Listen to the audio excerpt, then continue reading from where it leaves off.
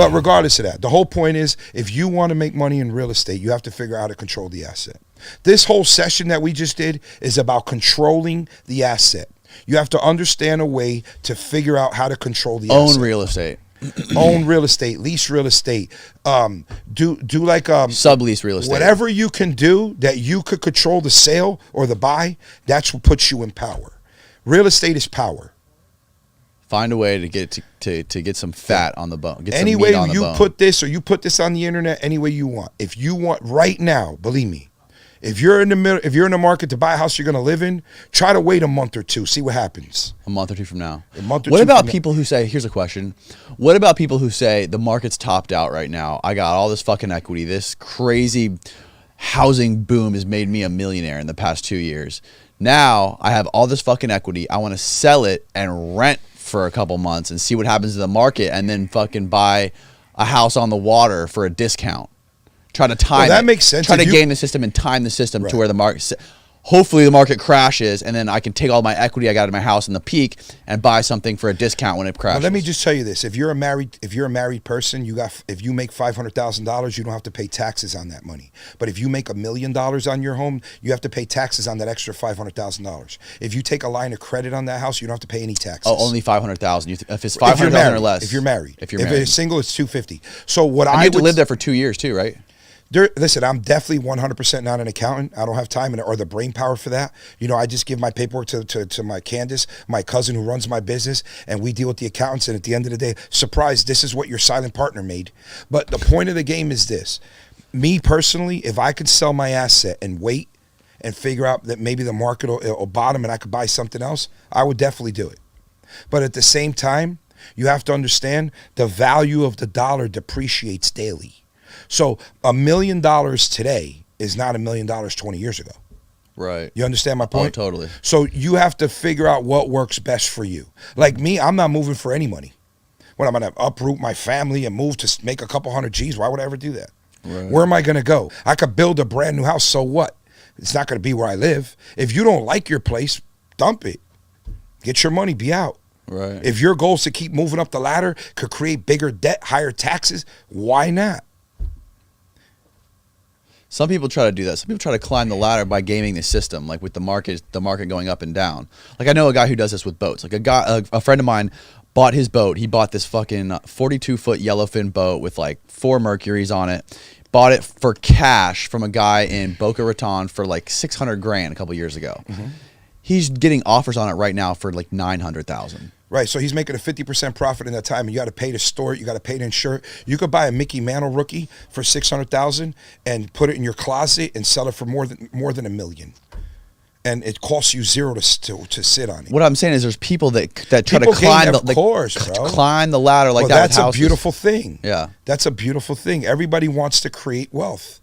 And if you could buy something and push it and make money and you know about it, by all means do it. But how fucking bad would that suck if you uprooted your family out of your house and sold it for a profit, thinking that the market's going to crash, and it never fucking crashes? Meanwhile, now you're on the sideline. Even if the market watching drops, the fucking thing go up. So if you ever study real estate, even when the market goes up and down, the next time it goes up way higher. The watermark always goes up, always goes up.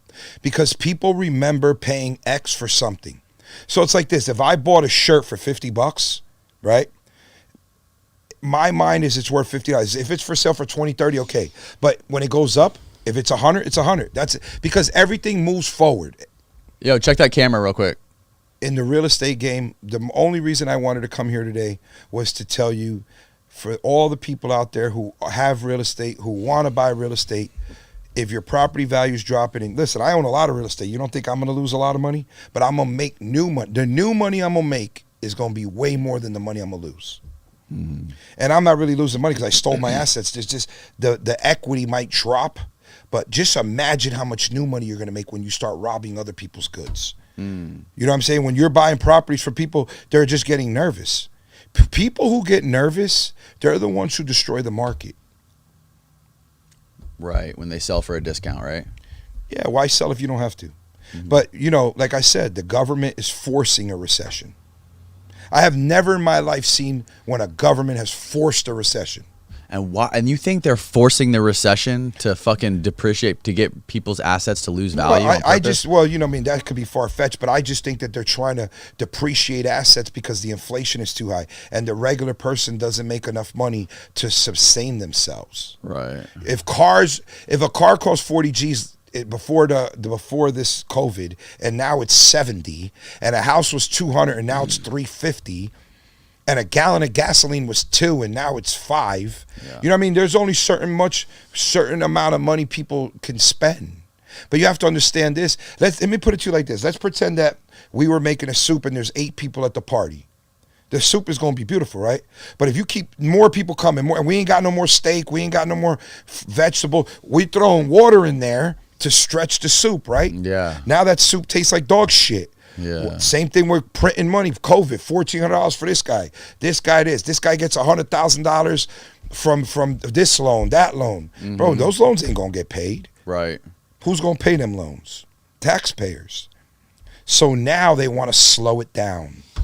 It's definitely interesting, you know, the prospect of what you're doing. I've never heard anybody else talk about that shit that you talk about, as far as like getting your fucking elbow deep into this shit, as far as you listen, do. if you want to dive in, you got to dive head first, otherwise you ain't gonna make it. If you put your toe in the water, you don't want to be there. In the real estate game, like any game, it's not something you can dabble in, is what I'm getting at. Like you're fucking hands on. But Danny, listen to me. Everybody needs to live somewhere. An apartment building, a garage, a house, a mansion, a yacht. Dwelling is a necessity, right? So somebody will own it.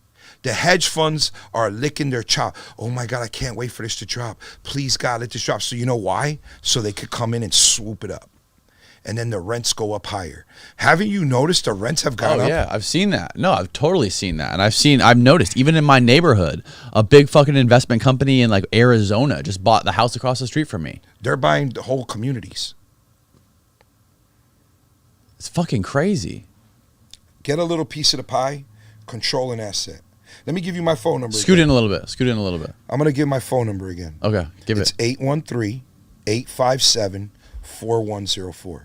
Call me on anything. I don't want a penny. Appreciate that. The audience needs you. The world needs you, man. And I appreciate you coming and dropping your knowledge today.